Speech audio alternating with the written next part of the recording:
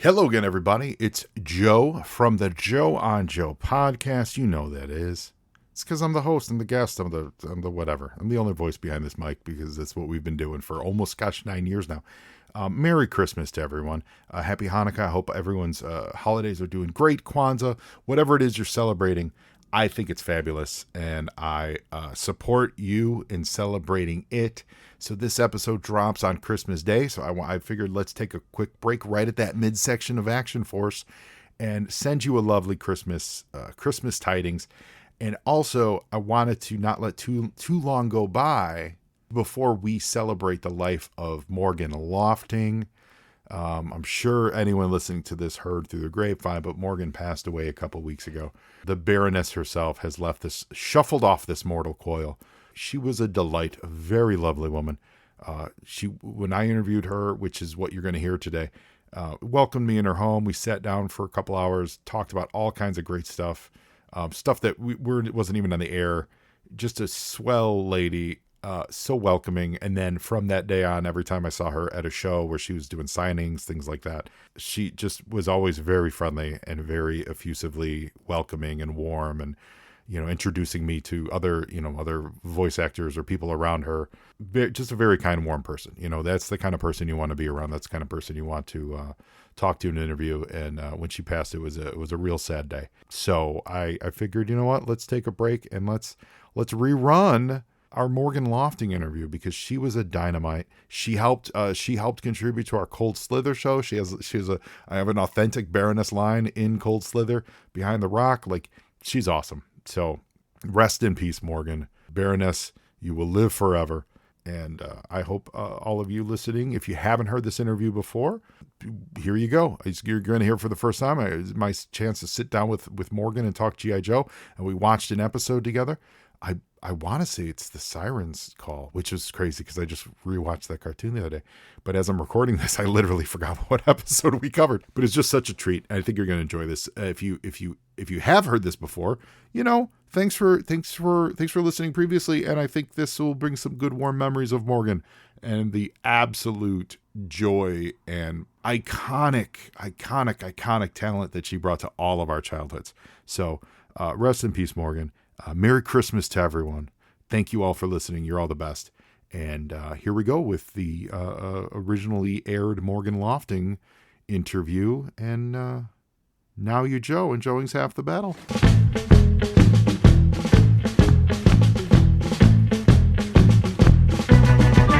Joe!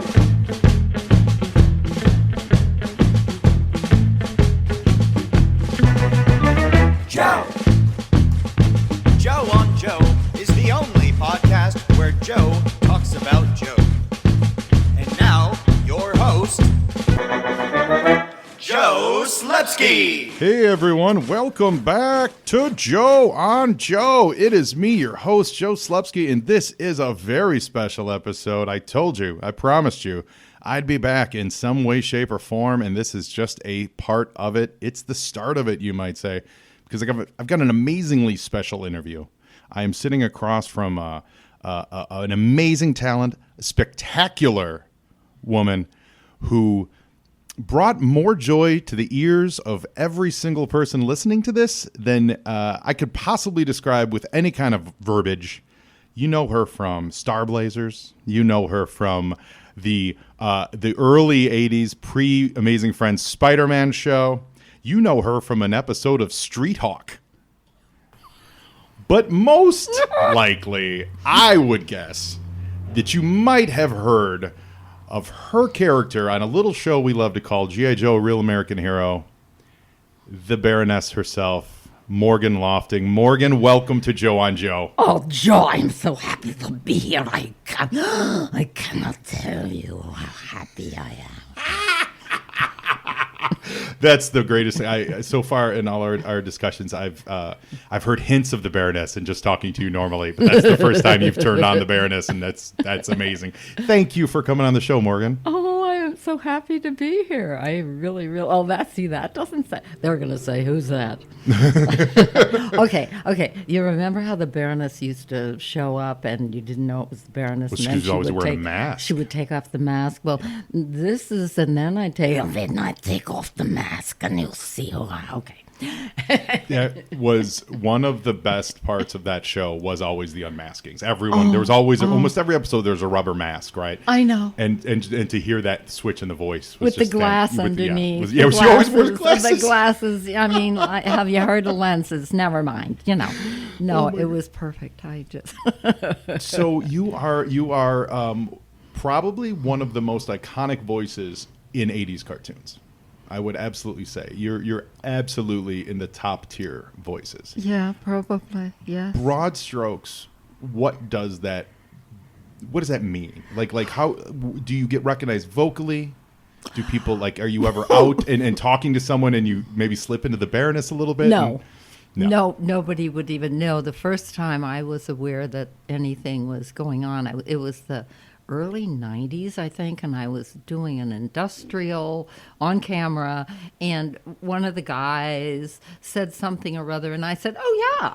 And I did the Baroness and G.I. Joe, and there was this pause, and I thought, wait, what? Who?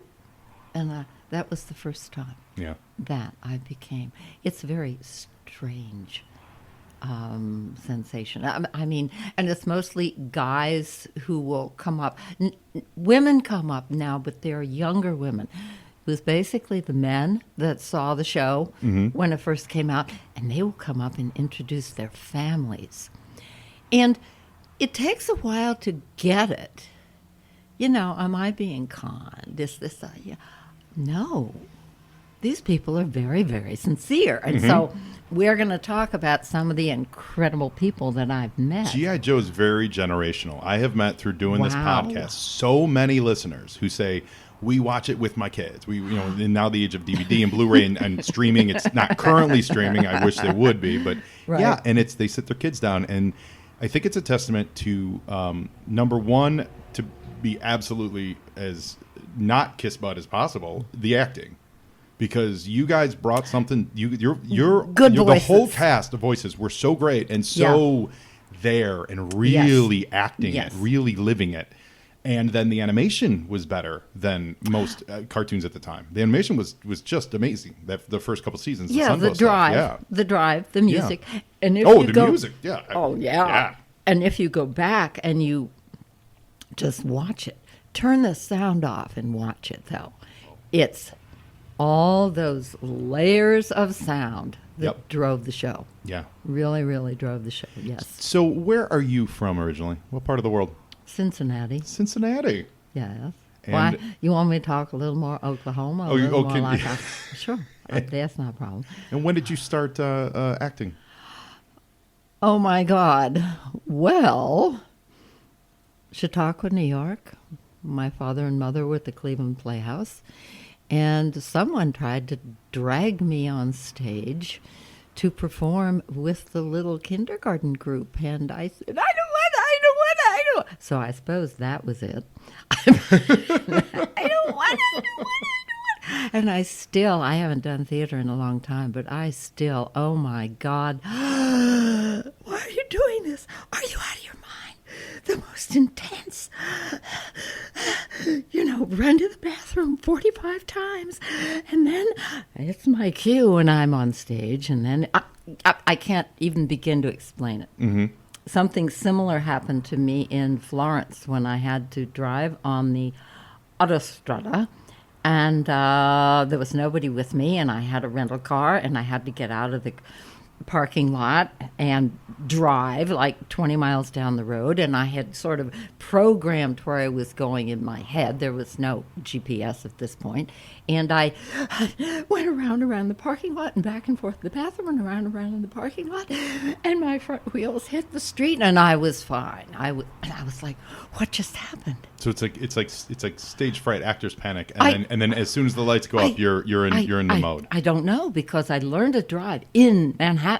Oh, yeah. Yeah, and my front wheels hit the pavement in Florence, and I was, okay, here we go.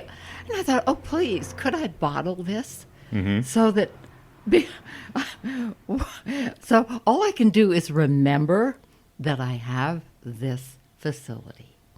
I remember, it's okay, go ahead, have a panic, go ahead. And It looks like Spider-Man as Aunt May and Felicia Hardy, the Black Cat, was your first. So how did you get that assignment? Like, what was that? You were living in L.A. or?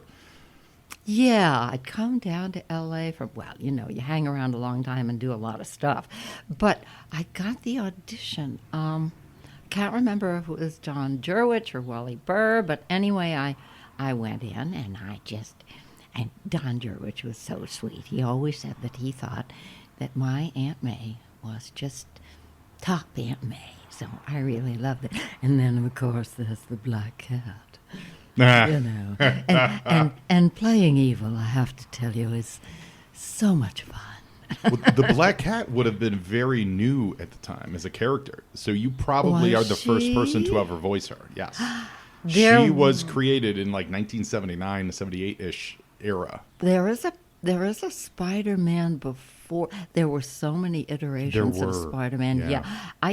Well, I'm not sure There if was Black the Cat was in it Yeah, or there not. was the but- 66, like the 60, Okay. 60 was it 69 Spider-Man or I 68? know. Late 60s. That's the one with the theme song everyone, Okay. knows. And then my understanding is your version was it was the precursor to the Amazing Friends one. Well, I'll And take I'm that. pretty sure you'd be Okay. the first person to voice Black Cat. Okay. So that's pretty great. Oh, And- I found the dolly online. oh, really? Yes, and I took one out, and somebody wanted it with my autograph on it out at the Transformer show in Burbank. Do you have any recollection of getting the call for G.I. Joe? Like, was it just when we were talking to Bill Ratner about it, he said just a big casting call and a lot of people coming in for it and all that stuff? I didn't see a lot of people at the studio. Mm-hmm. In fact, there's one of those great manuals that Jim Sorensen and Bill Mm-hmm. put together. I did the afterword in Volume 2 of G.I. Joe, and I talk about just going in, and they had. Do you want to hear about? Yeah, Oh, we want to hear everything. okay. As much as Okay. it's not repetitive for I will. you. I will never. Oh, everything, Oh, then we're done everything here. about Then no. we're we done don't. here. All right, You've I'm done going to enough- shut up You've now. done enough conventions. I know. Yeah. Okay. You get the script. There's a description of the character. Was a drawing of the character, just black and white drawing. How close did the drawing look to what she eventually looked like? Do Oh, you it, remember? as I recall, was it was spot on. it. Yep. Yeah. Which is what's Just in a Jim Sorensen's fabulous book. Yeah. look. Fabulous. Look. Oh yeah. It defined that black leather look. Defined bad girls for decades. Like, Oh my for God! Real, in a real Oh way. my God! In fact, I had a Halloween costume. I actually Did you I still have really? the gun.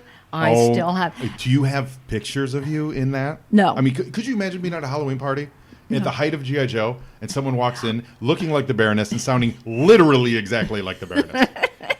That would have been. But that I would have been didn't wear mind-blowing. the Halloween costume till 10 years later. So that was, I know. Oh, and if I was the Baroness, I had to have a push-up bra. Oh, well, so sure. that I had the cleavage, of course. Sure. Yeah, and a really tacky black wig. I apologize for that, but anyway.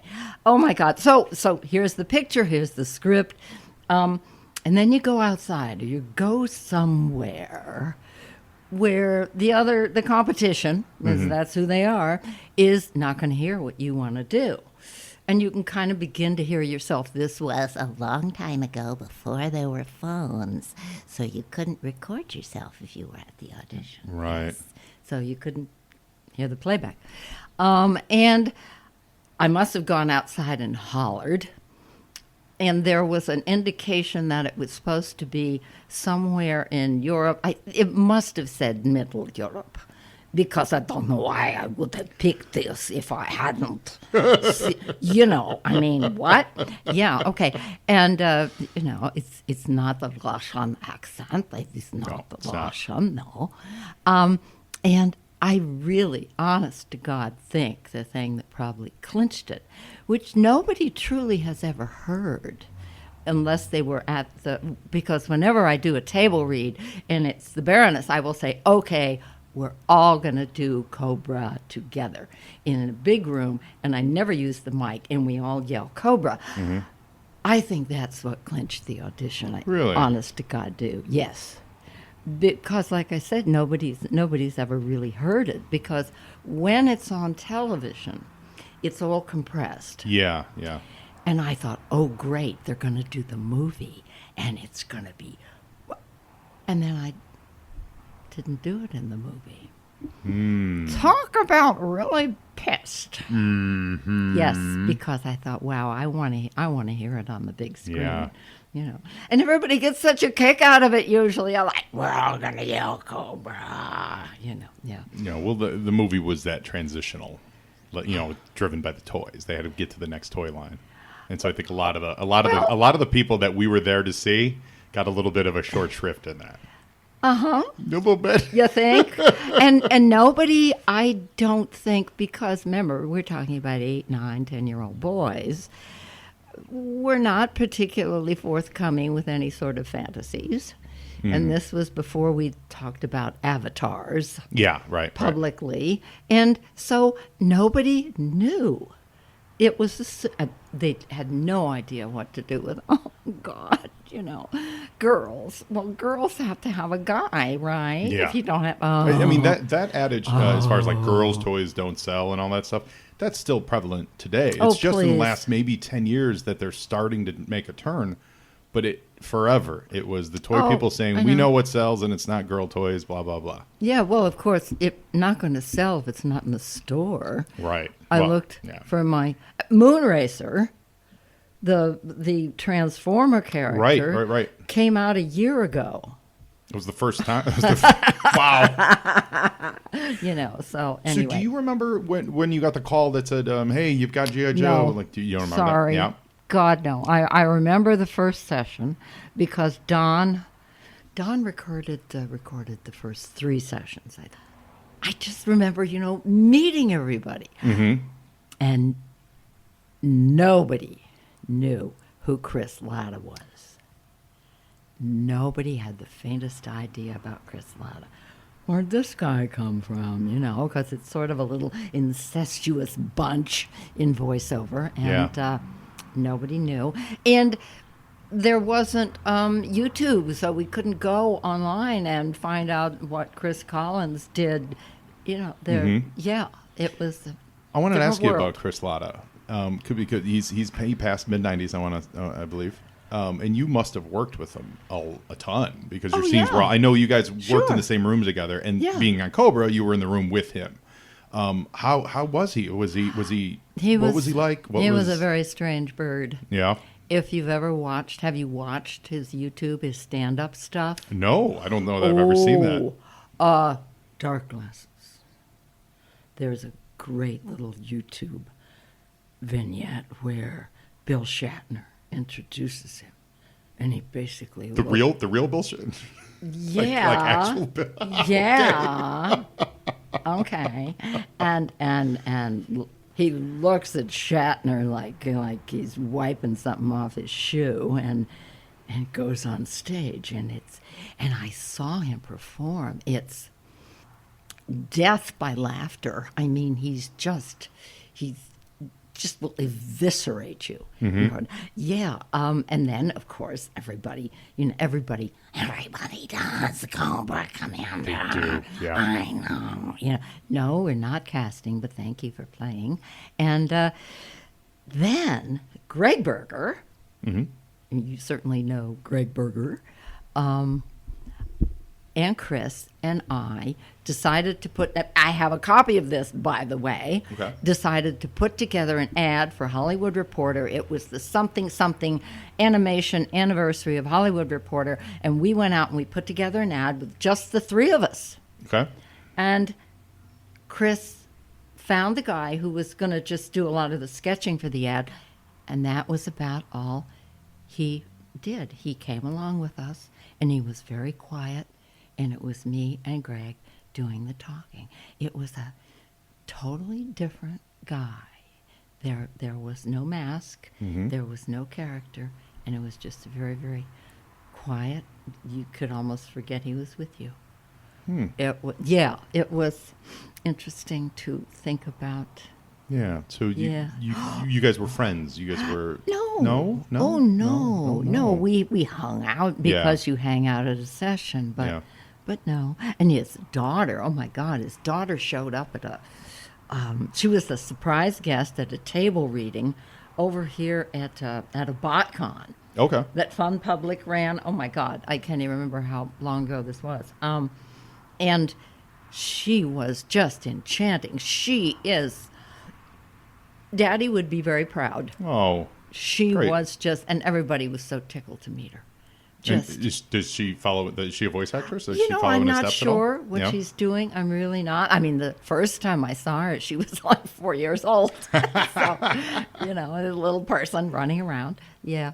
And what was when you first heard his Cobra Commander? Because it's so distinctive. It is so out there. What was your reaction? Like, was it like they chose wisely? We know why he got hired.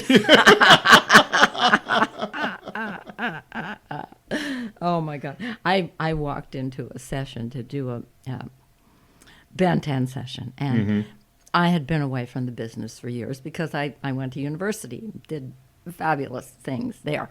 But I came into the Ben 10 session, and here you go, you know, white hair. Yeah. Sure. And the director was Sue Blue, and she said, hey, I haven't heard your voice in a while. And I said, hey, Sue. And Derek Wyatt had actually drawn a character for me. Oh. Created it. Amazing. I mean, wow. Yes. And Ben 10's a great show. Thank you. Yeah, it really I was is. really tickled, to be honest. I'm a little robot with great big called Festina. Anyway, I've seen the images, and that name, it sounds I know. sounds like you should be on Masters of the Universe with a name like Festina. I know. Okay. And so here's this, you know, lady with the white hair, and I'm there, and I'm sure everybody's thinking like, who the hell is this? And Yeah. where did she come? And what I said to Derek, what do you want her to sound like? And he said, well, deeper than the Baroness. And I thought, okay. So I kind of did a little Arnie. She sounds like this. But anyway, yes. And you must have worked, obviously, you sit alongside Arthur Burkhart quite a bit. I see him at the shows. So you guys must have worked together quite a bit. Oh, yeah, I mean, obviously, sure. Duster and Baroness. What was that relationship like? You know, it was all at the session. Yeah. It was just all at the session, Joe. I mean, you know, once in a while we might run into one another at a party. I'm trying to think.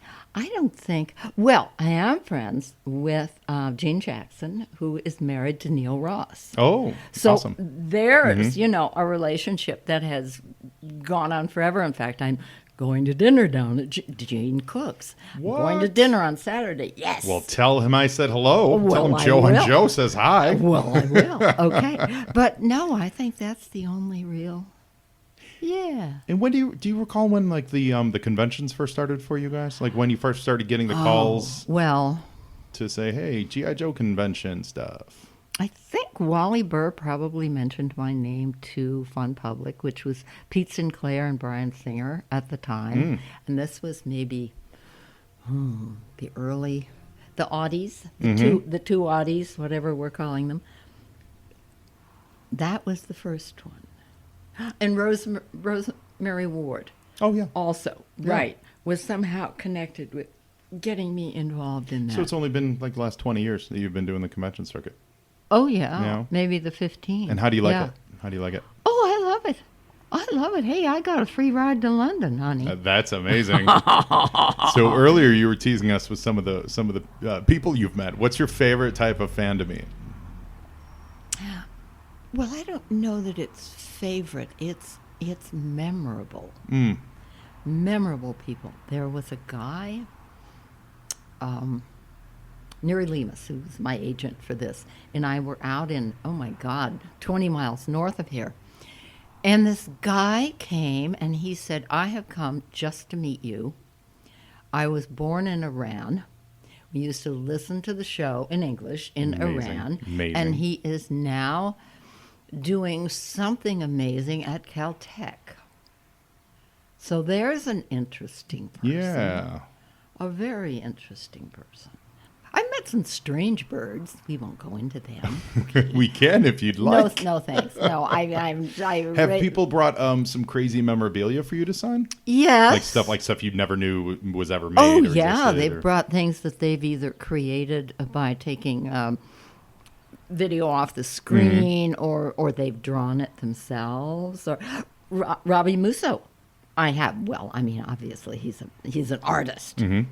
I have an original that he gave me. Awesome. Of the Baroness. It's too bad this is all radio. Well, my favorite part of fandom is when the fans get old enough to be influencers themselves. So like when you go back and see all the people who grew up watching Star Trek, then they go out in the world and they become engineers and they work at NASA and they bring all these conceptual ideas to the real world. Or industrial light magic, and they're taking on the seat. So now people who grew up watching G.I. Joe are now working in animation and producing and directing, and they're going, hey, let's bring this back because I love it. That's one of my favorite things to see. Well, that's where Derek Wyatt, I'm sure that was one of the things that got him into art, the guy who drew Festina for me. Mm-hmm. Yeah. Here's a character that I met in Springfield, Illinois.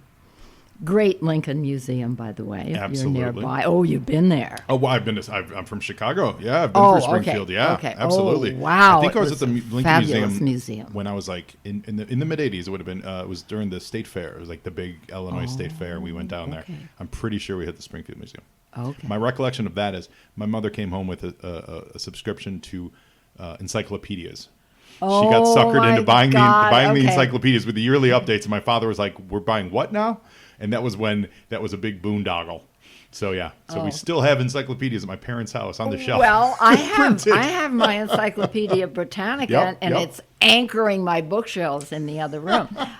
Okay, where was I? Okay, the Springfield guy. Springfield, by the way, Illinois. Springfield, G.I. Joe, home of Cobra. You know that, right? No. Oh, yeah. Springfield was always the name of Cobra's hometown, like where Cobra would set up their secret base. Oh, my God. I had no idea. Yeah, and they'd call it... Oh, my God. They'd call it Springfield, but they would never say the state. It was very much like Simpsons. So it was Welcome to Springfield, and it was like G.I. Joe never knew exactly what Springfield it was and all that. Okay. Yeah. Oh, no, I didn't know that. Okay. You have to go back because they have a Civil War... what would you call it? Oh, my God.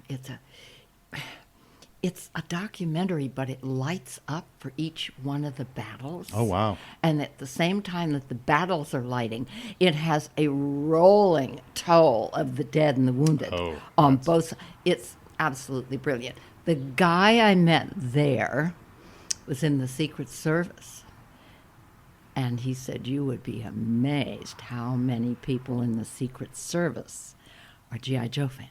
Awesome. Yes. Wow. Yes. Well, there's a lot of service guys are like, they got inspired when they're at a young age to join up for the camaraderie. I mean, that's what G.I. Joe was all about for me. And I think even reflecting back on it, it was about the teamwork and the camaraderie. I feel like I never approached it from like a military fetishism like kind of thing. I was always like, they're a bunch of superheroes with superpowers, right?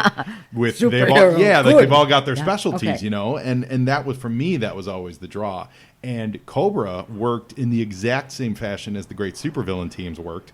They were each so strong, but it was their egos that brought down the plot, which is what we're going to see in today's episode. We're watching Spell of the Siren today. Oh, all right. Oh my God. And I've got. I don't know, when was, you remember this episode, right? Where you get the conch shell? You know. I mean, this is like one of your top apps. Okay, I will as we want. I have one more person I want to tell you about. You please? Oh, yeah. This was at the Transformers just this past couple months.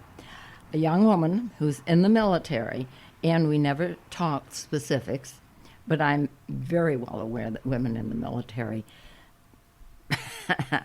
It's tough. Yeah. Tough? Yeah.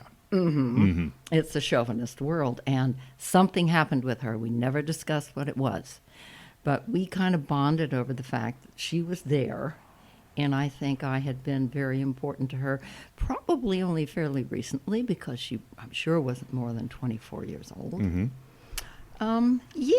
So there's that side of it too. That's great. Yeah. Yeah.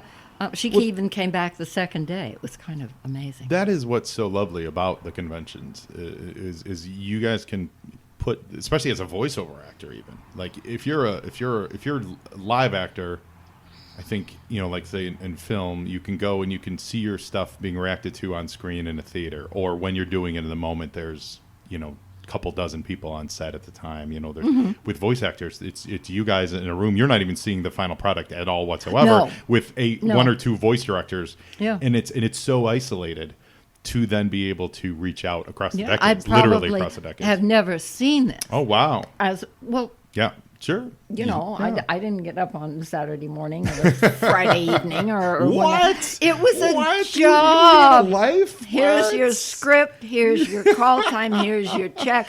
Thank you. You don't think. So that, I've got questions for you about Okay. the DIC era. When Dick? Do it cheap. When it went from Sunbow to the DIC stuff, you were one of the Dick, handful of please, if we're voices. going to talk. Okay, well, we'll go there. You were one of the handful of voices to Not go over and work Deke. for them. Yeah, me and Chris. What was that? What was that decision all about? What was that? What was that experience like? Was We just recorded in isolation. Yeah. I mean, I never even saw Chris when we did the recording. I guess they felt they couldn't. Canada did not at that time, and I stress at that time, have depth Yeah. in cartoon voices. Oh, yeah. They were babies. And so there wasn't. I mean, I've never heard the shows, so I don't know, but I would imagine that the energy is nowhere near the same. It's funny you say that. It really is flat. It is really, it's very flat. Everyone's Yeah. very monotone.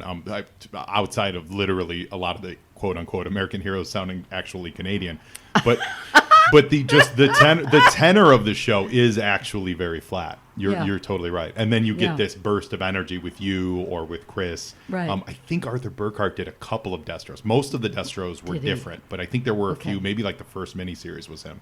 I'm trying to remember right now as we're talking. I met- but it's like this burst of energy, and then you go back to, oh, Da, hey, da, let's da, go da, get da. Cobra, eh?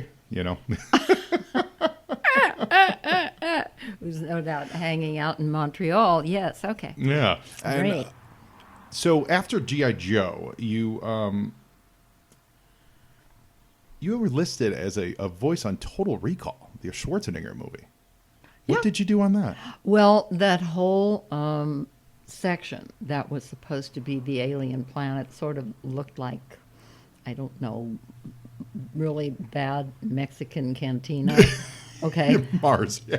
Right. Yeah. I think it's actually shot in Mexico, and it was shot MOS, which means mit out sound. Oh. Because Eric von Stroheim, who was a German director, said, we will shoot this MOS.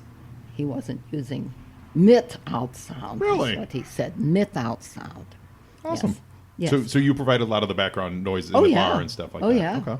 Yeah. Oh, that's very And the cool. Walla. Oh, Walla's fun. Walla. Oh, my God, you don't know about Walla? Was Walla, is that the face lady who screams?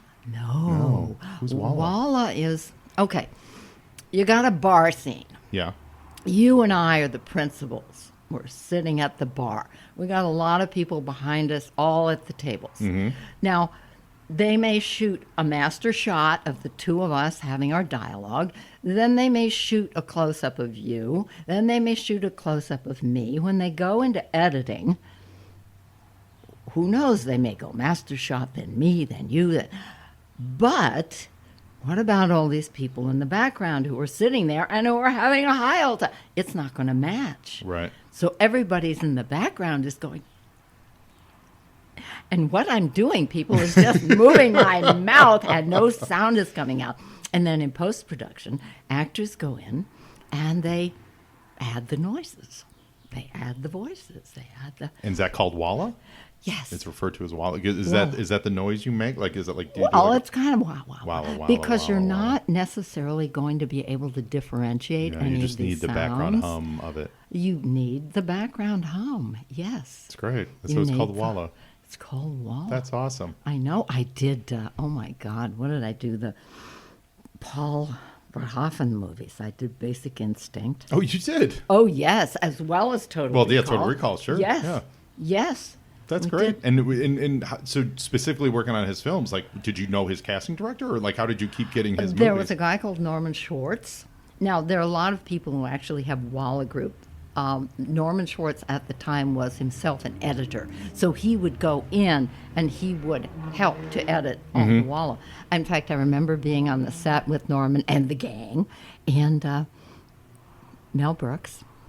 What? Yeah. Oh, sorry, hold on. Let me pick that up. You just dropped that. Here you go. Here's that name. Mel Brooks. Mel Brooks. Oh, yes. my goodness. Yes, we were doing Spaceballs. You did Walla on Spaceballs? I did Walla on Spaceballs. Oh, my gosh. That's amazing. And here, and Annie called a couple times. Remember his wife, Anne yeah, Bancroft. of course. Annie called. Okay. While we were on set, and we waited. Well, and, you do wait for an Anne Bancroft. Oh, you my give her whatever God, time she yes, needs. Yeah, she's yes, fantastic. Please. Yeah, Oh, God my bless God. her. Rest in peace. I adore her. Anyway, it came to the little marching dinkies, whatever they were called. Like the stormtrooper. Oh, the little Ewok dudes. The little the little Jawa. I forget what they called. Yes, yeah. and what did Mel say? He said, "Well, we'll do this later." And Norman said, "No, my people can do this." But yeah, they really can. No, we'll give it a shot. Yep. So we all got a ding ding ding ding ding ding ding ding. Ding, ding, ding, ding, ding, ding. and Brooks sits there going, okay, I guess that worked. It totally worked. So I know. That's great. I know. Oh, yeah, fun That's stuff. so much fun. It is fun. Yeah, and it's like you get to see your all these experiences just pop up in pop culture all the time. God. My God. And so I have never seen that Total Recall other than in a black and white work print. Oh. I've never seen it.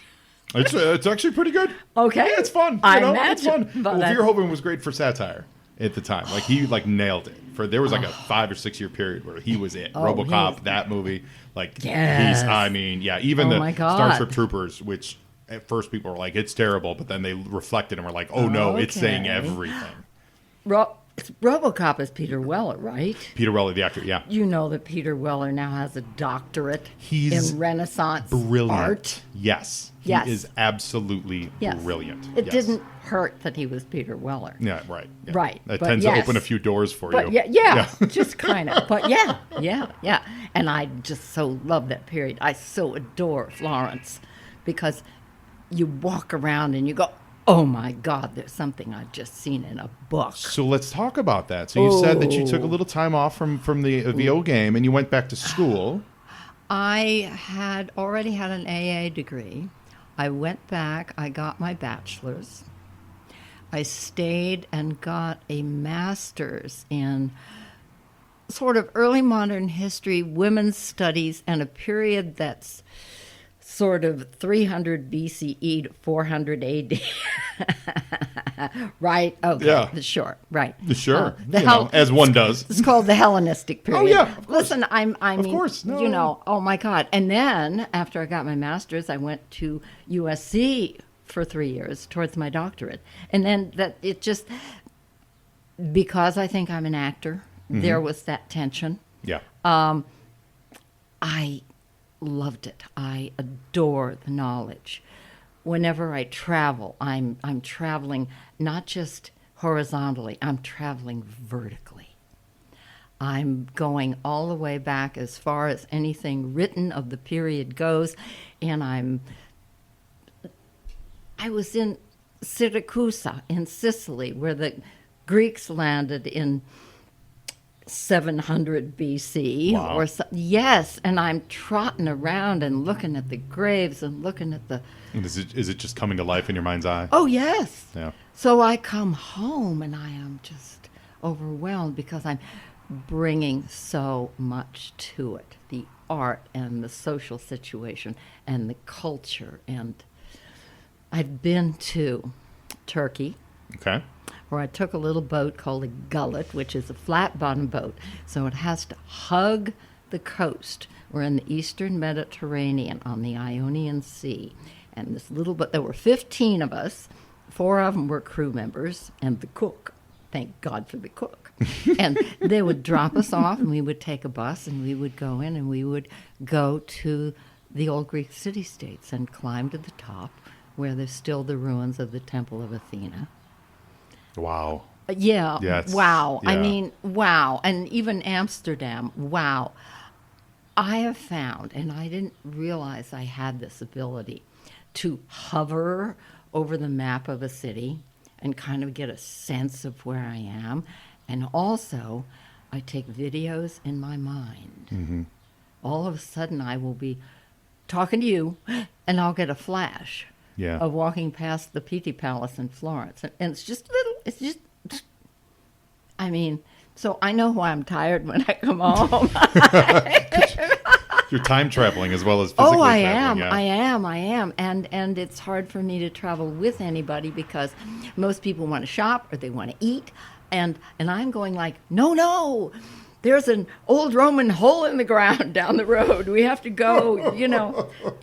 So yes, That's fantastic. I have a very lovely life of the mind. I love hearing that. You well deserved, well earned. Where's the place that you need to get, that you haven't gone yet, that you really want to visit, or? I don't know. Yeah. I don't know. I have never been to Germany. I've never been to the Eastern Europe. I've never been to Scandinavia. The Baroness has never been. The Baroness has never been to Eastern Europe. No, like I have never gone. No, that tracks.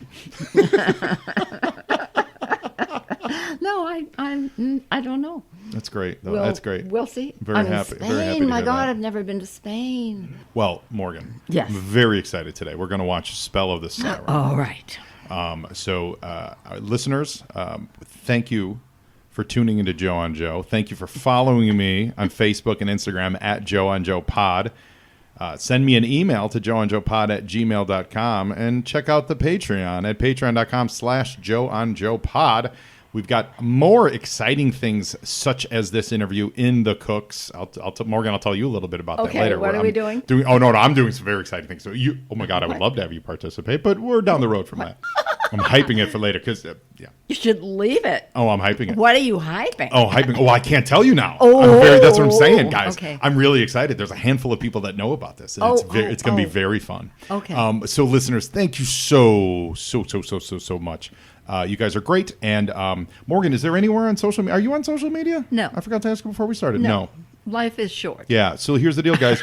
You wanna meet Morgan Lofting? Get off your butt and go to a convention because she makes the appearances. Do you know when the next one is off the top of your head? The next one's in Lake Elsinore, coming up in the 5th. May 5th of May. Oh, May 5th. Sunday. Oh, great. Yeah. Well, this will drop next week. So, guys, Lake Elsinore. Lake Elsinore, May 5, Sunday. Do it. Yeah, and then I'm going to be in Dayton, and then a Raleigh show, and a San Jose show in the end of August. Love it. And then Greenville in South Carolina in November. July for Dayton and Raleigh. You hear that, Dayton? You can find the home of Toilet Teal. Get out there. Toilet Teal's my wife. Oh, okay. We give code names on the show, and she's from Dayton, and her name, she chose her name to be Toilet Teal. So okay. Which is 40 miles away, by the way, from where I used to go visit my grandmother in South Ina. Oh, I love it. Yes. I love it. Yes. Good people from Ohio. Yeah. Good people. You notice a lot of them are from Ohio? Yeah, they leave. I know. They see the lake on fire, and they're like, I got to go. Oops. I don't think it does that anymore. They did. They cleaned that up. Yeah, so right. that always felt like a Cobra scheme, by the way. We're going to set the lake on fire. Stop us if you can, G.I. Joe. Yes. So, all right, listeners. So get ready with your disc. Remember, we're watching Spell of the Siren. And here we go. And here we go.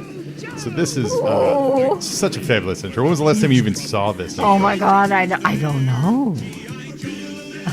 I think we're about to see you very shortly as G.I. Joe lands on the carrier. There's Burkhart, your betrothed. Oh, please. Your Yes. betrothed Destro. Oh, Who God. gets thrown from a flying airplane and caught. So did you have Jump, Arthur, jump. Did you What? have any of these toys when you were working? Did they ever send any to the studio or anything? No, they never sent anything. I did have a game. I remember I went to Griffin Bacall in New York and got a game, and I gave it to my son. It was really hard to find the Baroness dolly, folks, and then it ended up falling through the I don't know, falling through the grill in my old Ford Mustang. And I think set it on fire later when my son was driving it. Yeah. So Spell of the Siren, written by Jerry and Carla Conway. That is some good lineage. Do you know Jerry? No. Jerry is one of the top comic book writers of that era. Oh, like he no. wrote the death of Gwen Stacy. He created the Punisher. Like he's a big time name in comic books. So this is really good lineage. Yeah. Okay. Yeah. He's probably at a lot of the cons that you. Oh that my you God, do. he might be. I will watch for him. Yeah. Jerry Conway's a real talent. I mean, So- I know Larry. I have a T-shirt where I have all sorts of guys who worked on the original stuff, including Sam Spear, the original large doll, designed the original large doll. Really? Yeah. That's fascinating. Yeah. And so T-shirt meaning with a photo on it or No, people's no, no. autographs? It's just a show, and there were a whole bunch of writers and artists there, and I happen to have a little pen that, yeah. never washed, never worn, but I've got everybody. That's Oh, awesome. God. That's I really know, awesome. Yeah. That's really, really cool. Yeah. So we open on the Okay. Joes. They are. Here's maybe it. Oh, Does that look familiar? hello, darling. Yeah. So the Joes are chasing after Cobra, who are they're going after this conch shell, which is Okay. underwater. And so that was the first time we got the Baroness introduced. Okay. And you were in your aqua gear. Oh, and there's Effectiveness over the long run is achieved Who through are those careful No, guys? that's management Tomax and of short-term Zama. cash flow. okay. And they're the twins who were like the lawyers. Oh, Oh, The I hear Crimson Guard someone from. commanders could be powerful allies or dangerous foes. It is unwise to provoke them. it's like you're in the room. It's unwise to provoke them. What am I wearing? I Some sort of a love that you rubber were suit. you were scuba diving in your full leather Baroness outfit. Well, yeah. Its music lured 1,000 sailors to do So you might find this wonder funny. above. So the way they color Destro with Arthur Burkhart's, strong African American sound, Right. And his shirt was I never caught that being a flesh color. I always thought it was like a yellow shirt. I just thought he was a black dude underneath there. I never knew he was supposed to be Scottish. Oh, I know. Isn't that like okay? But he's such a great voice. He's Yeah, so he's so perfect. amazing. Yeah. There's another one. Everybody try. Oh, there's Lady Jane. Oh, yeah. Oh wait, or is that Lady, Scarlet? no, that's Lady Oh, it's J. Lady You're absolutely J. right. Yeah. Okay. Hello, Mary Mac. Oh God, And look there's at Bill all this. Ratner, Flint. Oh my God. Now, what did you think of when they played around with the flirtatious Flint Baroness romantic subplot You know, every once I in a while? very vaguely remember some of this. As I said, they didn't know what to do with the women unless they gave them a guy. Like, Yeah. hello, yeah. But anyway, yeah, So it was fun. It's fun. Oh, evil. Okay, evil. You're winning, though. I know. Baroness does really well in this opening scene. She's the only one that gets out. So in a scene like this, are you all in the room for all this at the same time? Generally not the way Wally liked to work. He liked to work. Ooh, what am I going to do now? Get to the escape pod. There you My are. escape pod. So you wouldn't be with the other actors. Not necessarily. Right, I know. You had to have razor room between actors because we recorded before they drew anything. So they never knew exactly where they were going to put the fights or the laughs or the, yeah. So it really wasn't, for actors, and I've done shows where we leave razor room, it's more fun to be in the room together because you get to play off one another. You The term play you're off using- that energy. The term you're using, razor room? Razor room, a place to cut for Okay. the editor. Okay. A space to cut.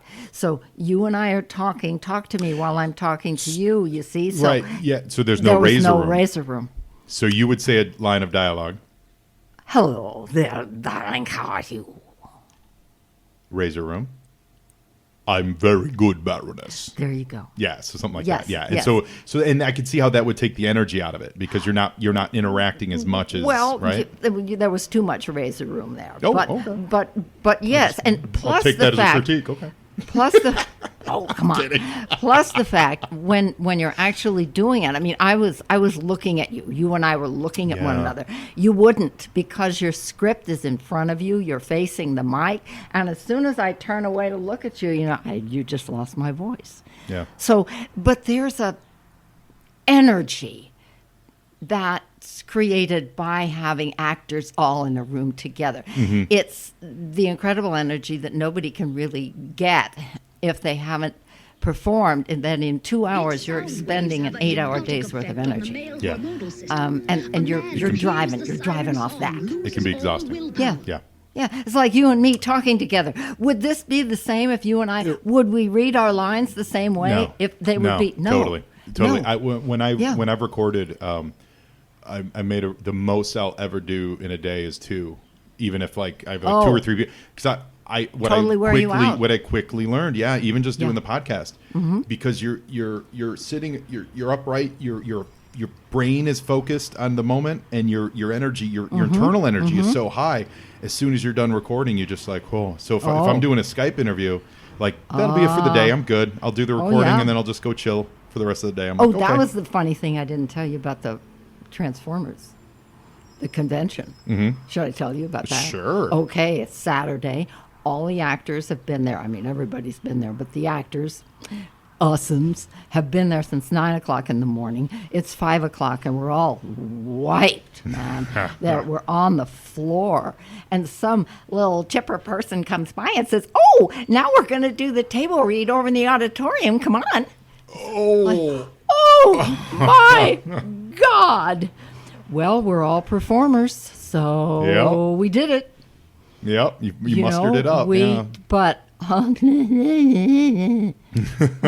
here we go, Baroness using the conch, the power of the conch for the first time. And look at what happens. All the dudes. Oh, I love it. And all of a sudden, Cobra has a preponderance of female soldiers, which was not the case in any other episode.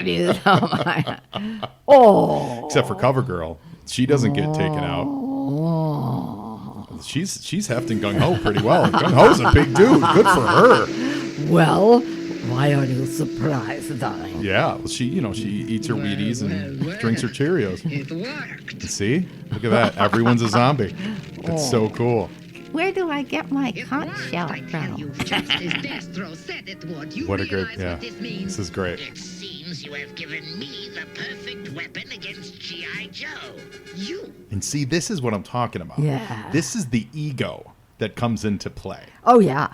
Where Cobra could have done so much better, but everyone's their own little fiefdom, right? Well, yeah. And so they can't work together. They can't go, we've got this amazing tool, let's use it to, Cobra Commander is always calling G.I. Joe to say, hey, look what I just did. And then they're like, oh, we didn't even know that. Thank you. Now we're going to go stop you.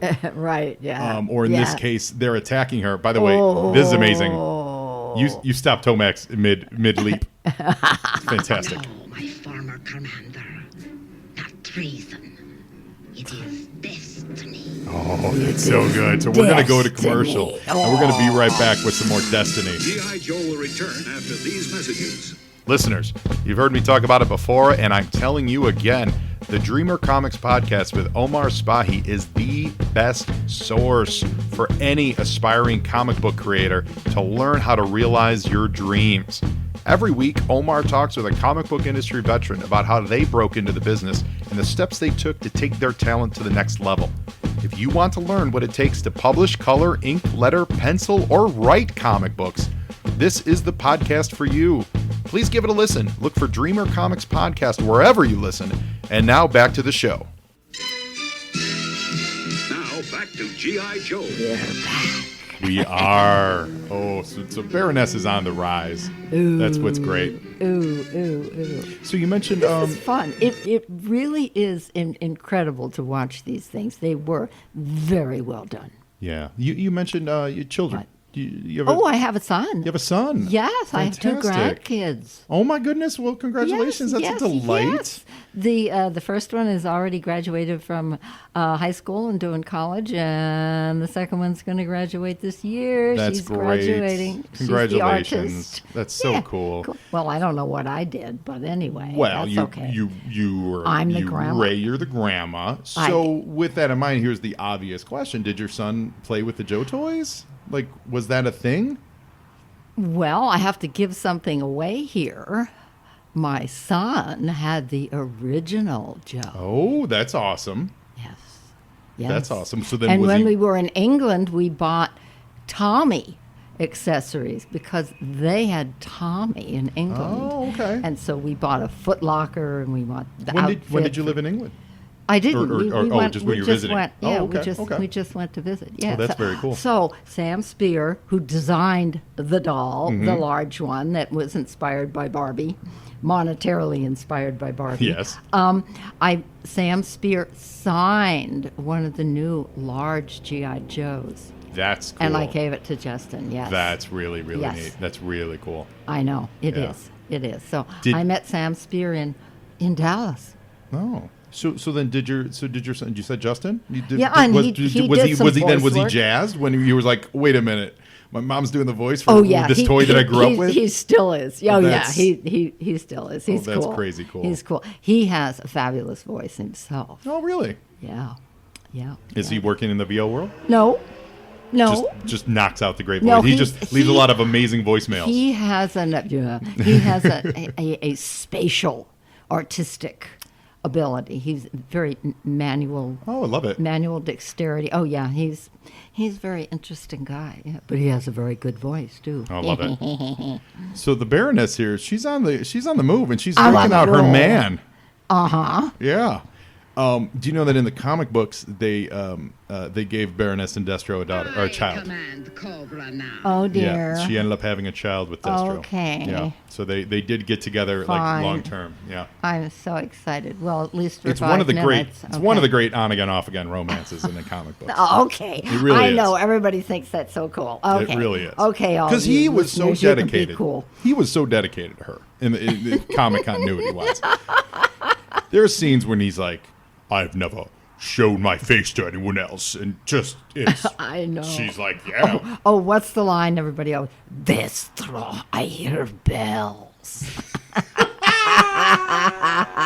Yes, yes.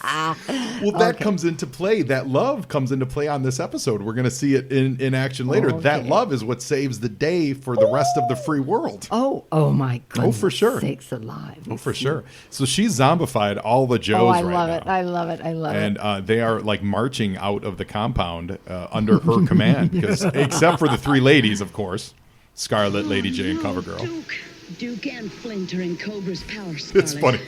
Now it's Scarlet's like, "Oh no, Duke," and Lady J has to remind her, "Yeah, Duke and Flint. Like we both got boyfriends." And no one's like, "What about Clutch? What about Rock and Roll? What about Snake Eyes? What about no. what Oh, about well. Rakondo?" Never no one. mind. It's our boyfriends are in trouble, and CoverGirl's going, They haven't given me a boyfriend yet." So. Well, will I be back in another episode? Yeah. Do you remember any? Because I know you did a couple. Obviously, you guys would do a lot of different voices on the show. Do you remember any yeah. other? You did Dusty's mom or something, right? Oh, I probably did. I kind of remember I think it was Major Hooper from the first one. Okay. Because that was just basically me being, Yeah. brisk, brusque, and all that kind of stuff. Yeah. So, no, I don't really. So you were also on a multi-episode arc of Knots Landing. Oh, my God. Yes. Oh, I know. Oh, Yeah. wow. Oh, I mean, I did a lot of strange things That's in the fun, 80s. though. I survived. Yeah. I've got very nice Screen Actors Guild insurance from That's all those great. odds and ends. Yeah. And the Walla and the post-prod. Oh, yeah. And Street Hawk. No, listeners, don't if you don't even- remember Street Hawk, I don't know if you have any memories Oh, of wait, Street I Hawk. was the judge. It was, yes, you were. It was about, I have not seen the episode, but I remember the show. It was basically a dude who, it was like Knight Rider, but instead of a Yeah, car, he and- had a motorcycle that was like a combat motorcycle.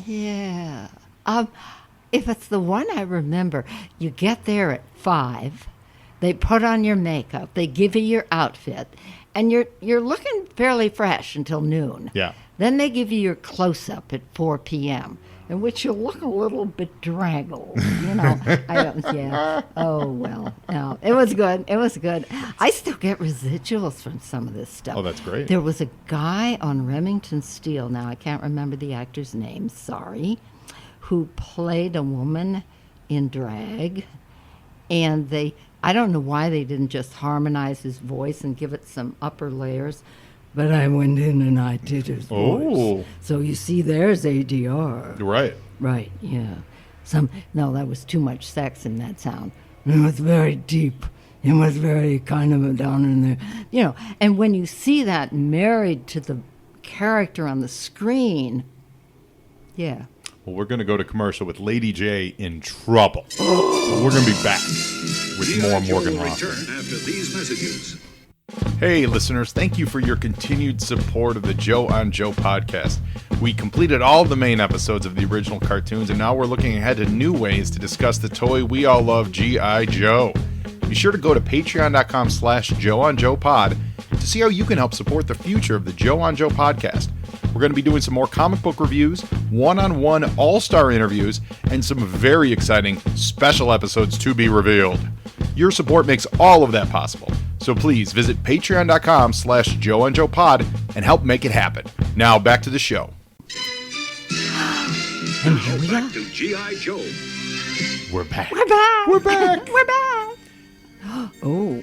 Oh, yeah. Yes. Hello. I always forget who has the scar, Tomax or Zaymot. Oh, okay. It's funny. Oh, no.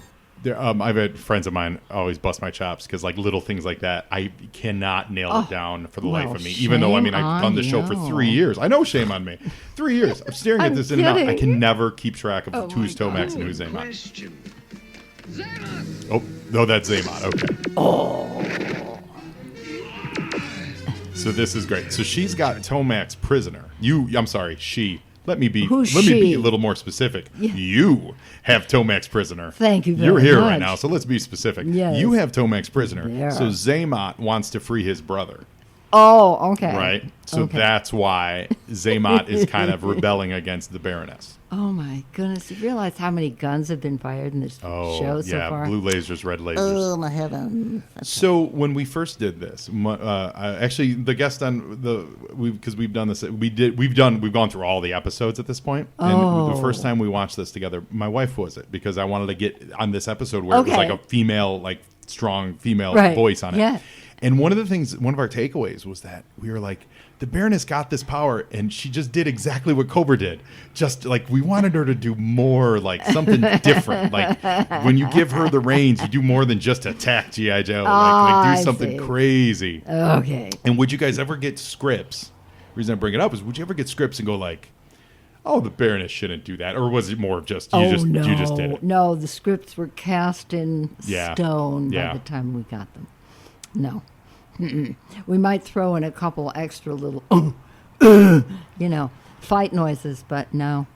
And you did a little bit of writing as well. Well, no. Actually, what I did was take a Japanese cartoon, somebody does the translating, and then in order to make the words fit in the mouth, they do what they call it, someone writes the adaptation. Oh. And I wrote a couple of the adaptations To match the lip flap. Oh right? my God, that a nightmare? Yes, You yes, still can't attack in force, or we'll hurt Flint and the others. yeah, that Perhaps really, this really will was. help.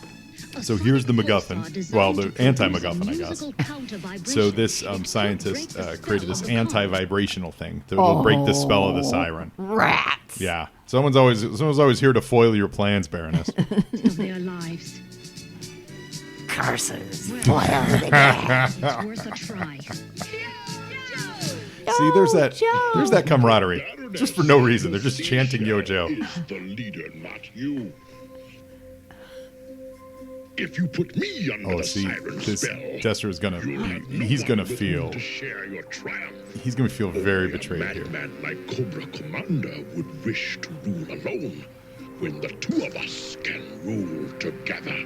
Oh, see, this is like a romance for the ages. This is like Cleopatra and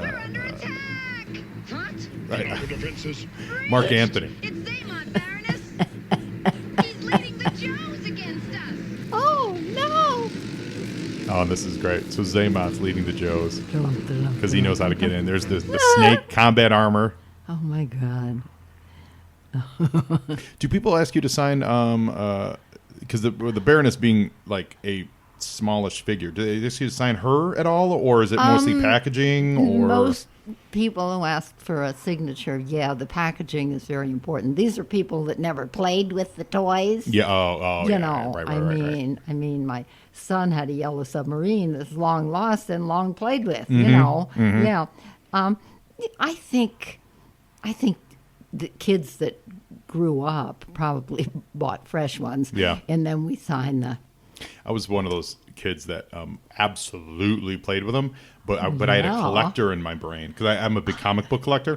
So my toys are still very pristine. Oh, like if okay. I was But they never got left out in the dirt. The like box is gone. oh, the honey. boxes are We're gone. Sorry. But like I still to this day know that I've only ever lost one figure, Oh, and it was a my. breaker that I left out, and like it got lost in the Ooh. very and yeah, that's literally it. One G.I. Joe Oh, my figure was God, ever that- quote unquote that- left how in the many yard. did you own? Oh, probably over 100. Yeah, I still have most of my figures. kidding. Yeah. Oh I mean, my they made God. hundreds of different dudes, but I probably had near 100. Yeah, my parents were pretty good with that. This was like my main gift range. You know, like I had some He-Man, I had some Transformers, Okay. but all the energy went to G.I. Joe because Okay. it was so much. There was but you're right. and they were affordable. They're so little. Yeah, and they were that very affordable. When I sign Moonracer, I can sign the Transformers Right. character because they're big enough. Yes. You know, I sign on the arm or on Yeah. the leg. Or, yeah. You also, I mean, technically, in the comic book, you're the first Cobra introduced.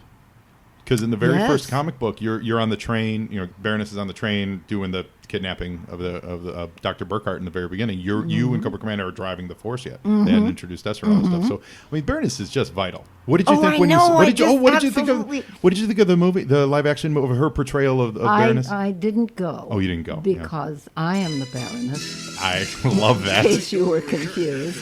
And I love Serena Miller as an actor. I she's great. absolutely adore her, but I have no desire to go see. I get it. No. I get it. Should I take this out of my ear? now? You can, because that's it. The episode's over. The Baroness's scheme was thwarted. Oh no! So how did it feel to see Let this stuff? Dilly. Yeah. I How did it just feel to thought, see like- this stuff after so long? I'm amazed at how good they are. They really are good. They look gorgeous. They really, yes, they do. Yeah. The color is spectacular. The sound is wonderful. The layering of the sound. So you've got the sound effects, you've got the music, The you've got music the is dialogue track. killer. Absolutely. One of the biggest differences between this era and the DIC stuff that I never really put together Dick. until the Dick stuff Yeah. until we started really analyzing it on the show is the music. Because with the Dick stuff, they just took like snippets of this and just found places to use it instead of really scoring the scene. Like it wasn't that Right. tailored to the scene. Right. And it is so Wow. visibly different. Like it really is palpably different. Where if you had put the scoring, like the traditional scoring of these are the emotional beats, let's lead Right, to this and lead right. to that, that show could have been just a bigger experience. Right. Yeah. So Morgan, there's a Yeah. bit that we do on my show where my guests are, non-part. They're usually not a part of the actual production. Oh. I ask them if they themselves personally could be a member of the G.I. Joe team or Cobra team, who would they be and what would their code name be? Now, I feel like that's an odd question because you are the Baroness. I know. So, if you, Morgan Lofting, were to join this universe, would you still be the Baroness, or would you do something else in the world of G.I. Joe Cobra? Would With you be maybe a Cobra modifications, Cobra I would historian? be, sit down, Arthur. Sit down, Chris. Yes, I would. Yes. I'd kick butt. I feel like you'd be like a Cobra general. taskmaster, a Cobra general. Oh, yeah. Yeah. So, wait a In minute. charge. I got Thank it. you. You, Morgan Lofting, are one of the women that was in this episode Oh, yeah. that were being commanded by the Baroness, and now over the years you've risen in rank, so now you're one of the generals of the Cobra Army. Oh, Well, I thought I always was. Well, yeah, well, of course. What? Of course. Who are you again? And would your name be? Would you still be the Baroness, or can we? Oh, I like the Baroness. Yeah, I've never so you're the thought, Baroness, I've never thought course. about having. Yes. Plus, when I sign my name, I sign the with a capital T and the Baroness with a capital B. There's no such thing as Baroness. It's the Baroness. That's Thank you very much. That is so fantastic. Yes. I love that. This has been everything I could have ever dreamed of. Joe. Yes. Yeah, this is really delightful. Thank you so much for being on the show. I've had an absolutely fabulous time. I love it. Is there anything you'd like to say to the fans of G.I. Joe? I love you all that you're out there and that there are new fans of G.I. Joe. Yeah. Thank you. Yeah. That's so great. So great. Thank you so much. And listeners, thank you guys so much. And Morgan, now you Joe. And Joeing is half the battle. Oh, who?